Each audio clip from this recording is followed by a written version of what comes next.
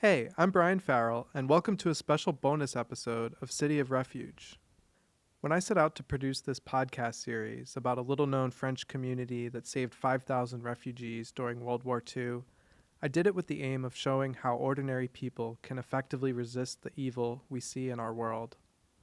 But lest you think this sort of thing only happened in isolated cases throughout history, I want to highlight the kind of rescue work that's happening today on the front lines of the European migrant crisis.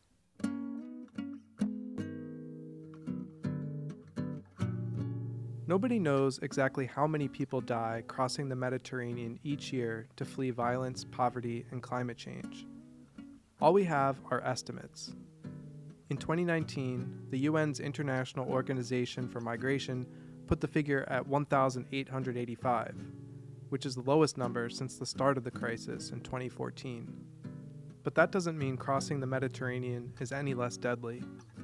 If anything, it means fewer people are attempting the perilous journey. Because while the annual death toll has declined, the mortality rate has increased. These trends are the direct result of Europe having largely withdrawn from its legally required search and rescue duties. In an effort to stem the flow of refugees and migrants, the European Union transferred that responsibility to Libya in exchange for money and resources. As a result, the Mediterranean has become a sort of border wall policed by a rogue and non-professional coast guard whose country is enmeshed in human trafficking and civil war. Given this reality, in which governments have shirked their responsibility to provide safe passage, let alone address the root causes of migration, the task of helping those in need falls on civil society.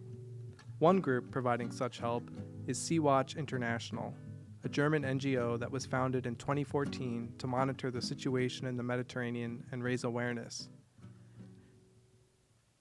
As the need for rescue became more apparent, Sea-Watch morphed into a full-on search and rescue operation with a network of over 500 volunteers, including trained professionals who operate a light aircraft and a 50-meter ship. Astoundingly, they have rescued over 37,000 people at sea in just 5 years.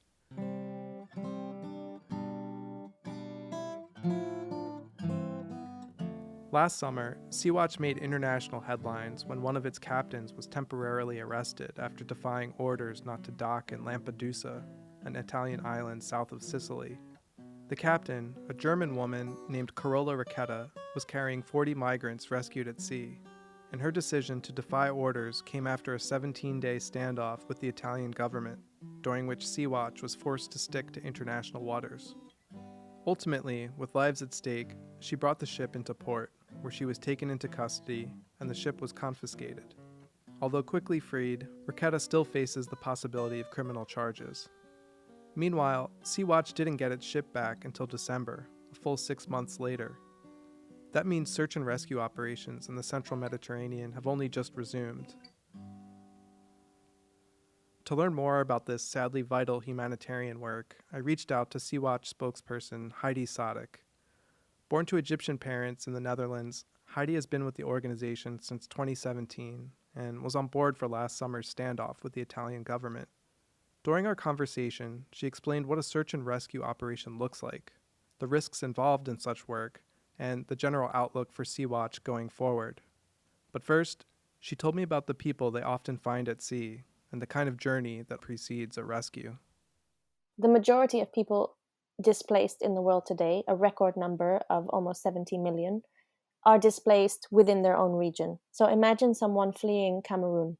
There is a civil war going on there.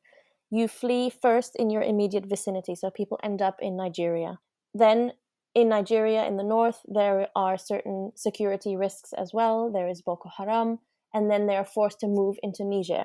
Right, so it's not like people pan out their exact journey and say, oh, tomorrow at 5 I'm going to be in that city, and then the day after at 2 I'm going to be in this country. It's a desperate attempt to flee the immediate danger that people face. So then you end up in Niger, and there is a organized system of trafficking people that you cannot control. You cannot move outside of this sort of conveyor belt of people being smuggled into Libya. So people often lose control over their journeys and desperately have to find their way out or to the next destination. So what we hear is that people then get tortured, they get exploited, they have to call their families back home. And I've heard this from young children traveling alone, teenagers who've made this journey on their own, who've walked through the desert on foot and were then taken and tortured and beaten and told to call their family to send more money. So by the time they arrive in Libya, they have gone through such incredible abuse that, the only way out of Libya is north. The only way out of Libya is the sea. I've met, for example, some Egyptians who were just working in Libya for better opportunities to save money, who wanted to go back to Egypt, but they couldn't. You can't just walk out in the street and decide, oh, I'm going to leave today. I'm going to take a bus to Cairo. That's not possible. You can't just cross the desert and go back. And people found themselves having to make that journey or being forced onto a rubber boat. If you want to leave this country, this is how you do it. You pay me money, I'll put you on a boat, and maybe you'll be found alive and maybe not. So the stories are, without exception, full of abuse, torture, exploitation, trafficking, imprisonment, sexual violence. This is the order of the day for people coming out of Libya. When they do make it to Europe, are there cases of people then being deported? Is that a common occurrence? I do think that people will face that threat. I don't know of the exact proportions, but what I do know is that the asylum process is or can be very, very long.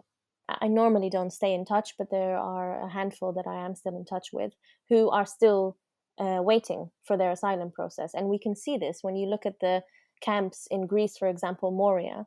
There are people who have been stuck there, living in horrid conditions. People still die every winter from the cold. There was a fire recently where people died. There is some serious neglect going on there. And these people are supposed to be there just in transit, but they're still there years and years after they've fled their original circumstances. So the process is very prolonged. It's not dignified. It's not humane. And even if you're not under immediate threat of deportation, you're not living a full life for sure. I hope that there are some people that are able to ultimately get out of the refugee camps and get settled and actually start new lives. Is that something you have at least encountered? Yes, yeah, I have. I've seen some sort of, well, would you call it a success? Would you call it a happy ending? I would like to call it the bare minimum of what people deserve. But yeah, you do sometimes see that. And then there's the obvious further struggles of people who face racism and who face rejection and or just the struggle of having to readjust your life in a new place. But yes, those stories do happen. People do ultimately sometimes find safety and find peace, I hope. How does a search and rescue operation unfold?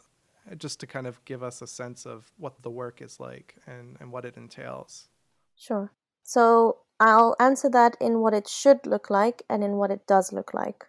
So, what it should look like is that the competent authorities, which are coast guards and rescue coordination centers, do exactly what it says on the tin, to search and to rescue.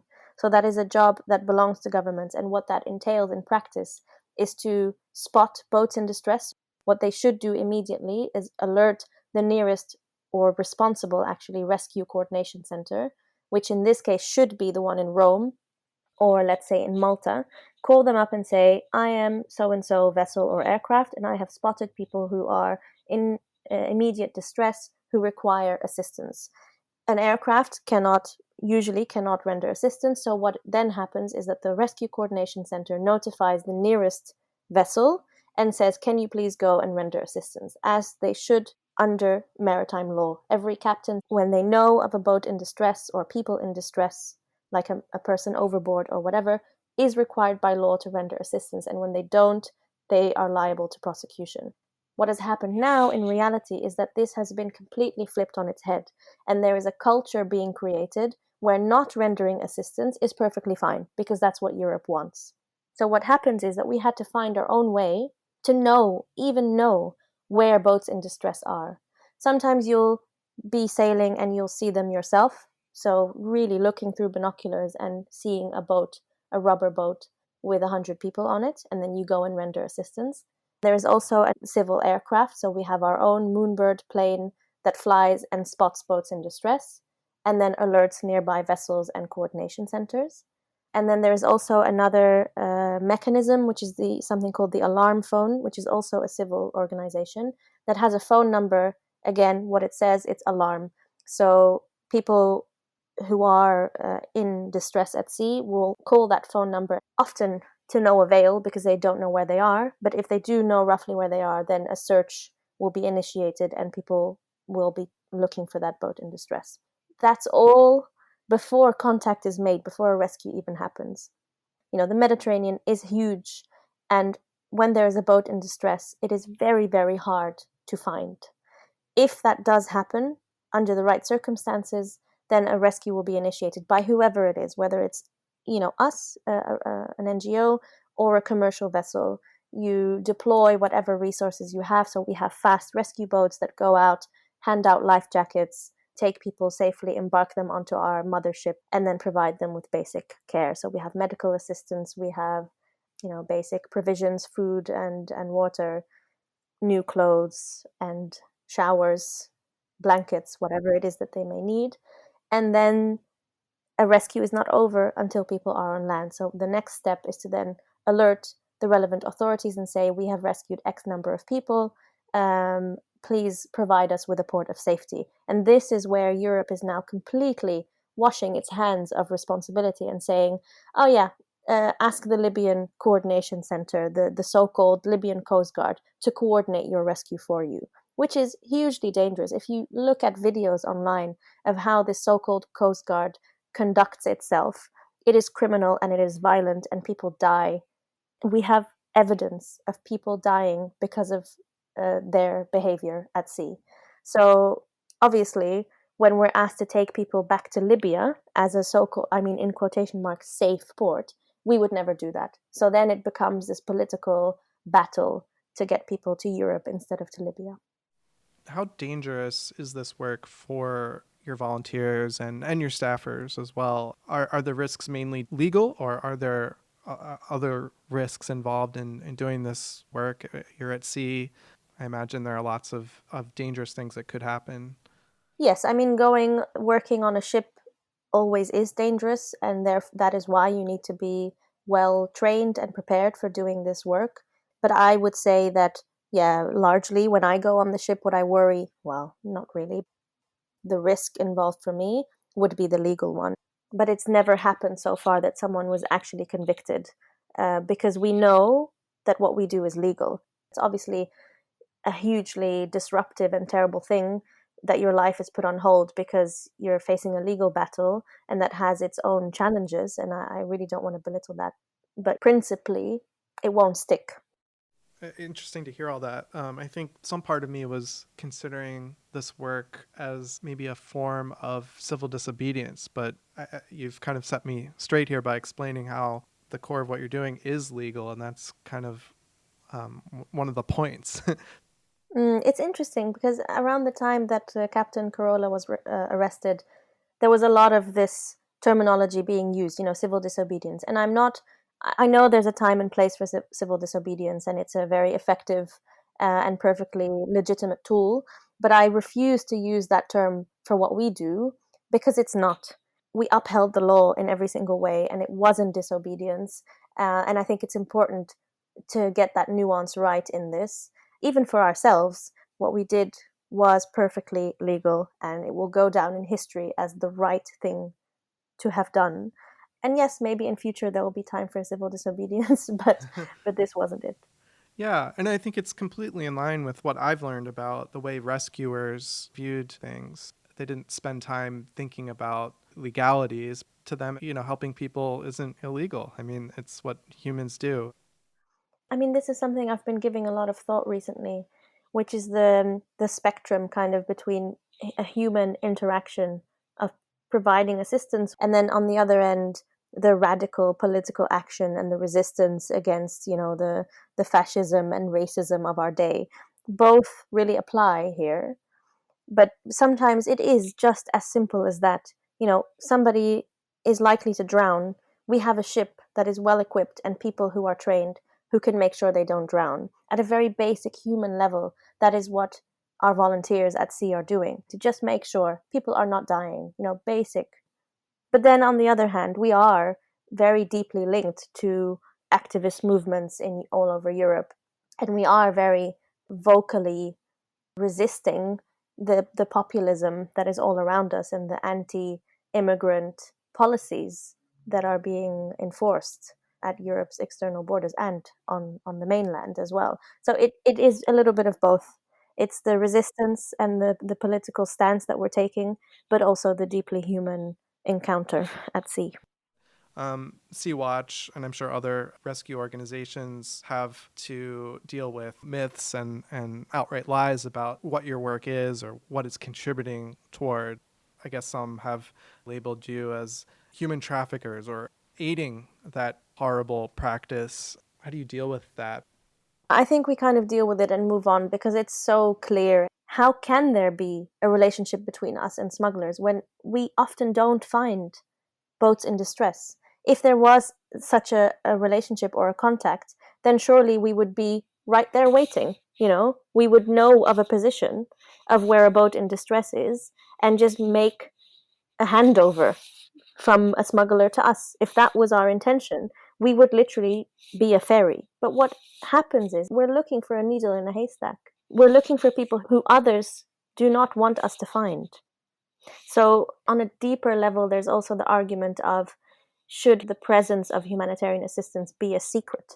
I mean, in any other place in the world where people are crossing borders, the presence of a refugee camp where humanitarian assistance is provided is known, and it's okay for that to be known, and it's okay for that space to be protected, that humanitarian space that is supposed to be independent of the political context and the warring parties and whatever is happening. So why is that any different at sea? Why should our presence be a surprise? We are there to provide life-saving aid. We are working on the basis of the humanitarian imperative, and we have every right to be there. And we should be there because others are not. So what is the problem with us sailing and people hoping to be rescued? It's not a guarantee. So people who died last week in a shipwreck were maybe hoping to be found by a rescue vessel or by a Navy vessel or by a commercial vessel, but they weren't, because nobody wants to rescue them, and even if they do, they sometimes can't find them. So I mean, the argument is it's so persistent, because I think it's convenient and it fits with those who take a hard line on migration, and it's just easy to have a scapegoat and say, well, you're just traffickers. It's a weak argument, and our presence does not influence the number of attempts of people crossing. The myth has been busted many, many years ago, but it still persists because it's just the easy argument to have an enemy to blame, rather than take responsibility and face the fact that Europe's migration policy is deadly and it's criminal and it's failing. Of course, we're going to be attacked and blamed, and accused of all sorts of nonsense. What we do is we're making history. We're putting on the public record what is happening in the Mediterranean, and it's only natural that those who are in power with a vested interest to keep things the way they are to fight us on this. So do you expect the situation to get worse, stay the same? What is your outlook, at least your short-term outlook for this year? And if you even do project beyond that, what role, what work do you foresee Sea Watch doing? Well, in the kind of short or immediate term of this year, I see us doing exactly what we have been, and then hopefully with 2 rescue ships rather than 1. And I think right now the climate is kind of, it's not as bad as it was last year with the weeks of political standoff. But at the same time, something's got to give. These ad hoc solutions for distributing people are not successful, they're not working, and we need a robust new mechanism for distributing people fairly in Europe. We need a fairer and more humane asylum policy across the continent. I don't see that changing in the next year, and I've kind of taken a very cynical approach of the last couple of years on this. It's very clear that it's actually, the situation is getting worse. A few years ago, we were still working with the Italian Coast Guard under their coordination, and now that's completely gone away, and we are forced to interact with an illegitimate and incompetent entity that actually causes people to die. And that is still the reality. And as long as the big institutions like the UN recognize that authority and legitimize it, then what's actually going to improve? This needs to change. The way we talk about this needs to be completely flipped on its head, and I don't see that happening anytime soon.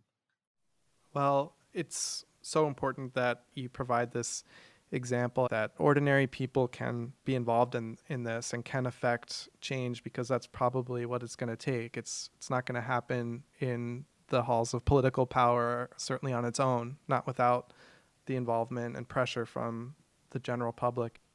Thank you so much for saying that. I know that was very cynical, but to end on a positive note, actually, is that maybe at sea, I don't see the situation changing, but all over Europe, what has been hugely motivating and what actually keeps our work alive and possible is the generosity and solidarity of the general public, of regular citizens who are resisting this populism and this racism and fascism.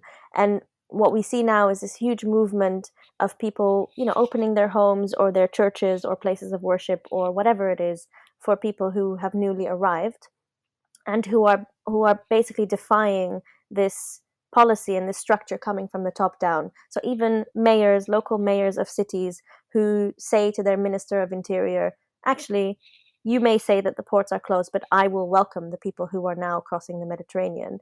And there's a movement called Zeebrücke, which is German for sea bridge. And what they've done is tens, hundreds of cities across Europe have declared themselves safe havens or solidarity cities that will facilitate practically, like sending a bus or sending, whatever transport to bring people to their cities. And even they're challenging this legally, constitutionally, where their decision as a mayor can override the decision of central government or the Ministry of Interior, so that practically they can start welcoming people who are newly arriving to Europe. And that is hugely inspiring and motivating, and it shows that civil society can carry this where governments are failing.